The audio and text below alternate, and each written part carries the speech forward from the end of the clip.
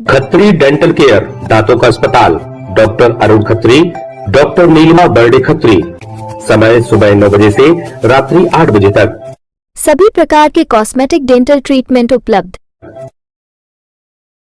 हमारा पता Khatri dental care, union bank of India के बाजू से राय चौराहा, दम। हड्डी, फ्रैक्चर, जोड़ एवं रीढ़ की हड्डी रोग विशेषज्ञ एवं सर्जन डॉक्टर रविंद्र चौरसिया। समय सुबह 11 बजे से शाम 4 बजे तक, शाम 6 बजे से रात्रि 8:30 तक। मिलने का स्थान विजयनगर गेट के बाजू से बालाकोट रोड, दमोह।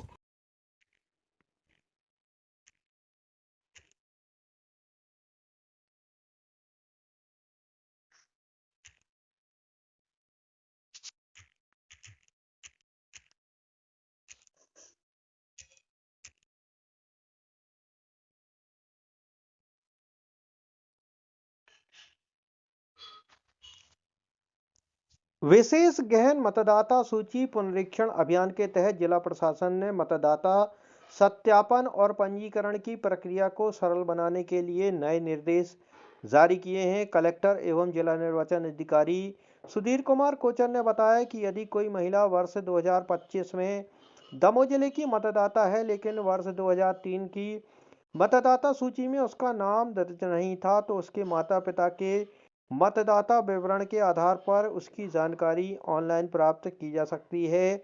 यह व्यवस्था विशेष रूप से उन महिलाओं के लिए सहायक होगी जो विवाह या अन्य कारणों से नए स्थान पर निवास कर रही हैं। कलेक्टर कोचर ने नागरिकों से अपील की है कि वे अपने परिवार के सदस्यों से चर्चा कर आवश्यक दस्तावेज, पुराने वोटर आईडी कार्ड या संबंधित जानकारी उपलब्ध कराएं, ताकि बीएलओ द्वारा किया जा रहा सत्यापन कार्य सुचारू रूप से पूरा हो सके। यदि मान लीजिए कोई महिला 2025 में दमोह जिले की मतदाता है और 2003 में यदि मान लीजिए वो मतदाता नहीं थी और वो 18 साल की उम्र उनकी नहीं हुई थी या किसी और कारण से वो मतदाता नहीं थी, तो ऐसी स्थिति में हमको उनके पिताजी के वंशावली में उनके पिताजी या उनके माताजी के डिटेल्स चाहिए होते हैं 2003 के। तो उनके माताजी पिताजी जहाँ पर भी रहे हैं, किसी भी विधानसभा क्षेत्र में रहे हैं, बीएलओ जो है उसको ऑनलाइन सर्च कर सकता है। उसको केवल नाम चाहिए होता है, यदि नाम मिल जाए तो नाम या ईपिक नंबर यदि वो हो तो वो मिल जाता है।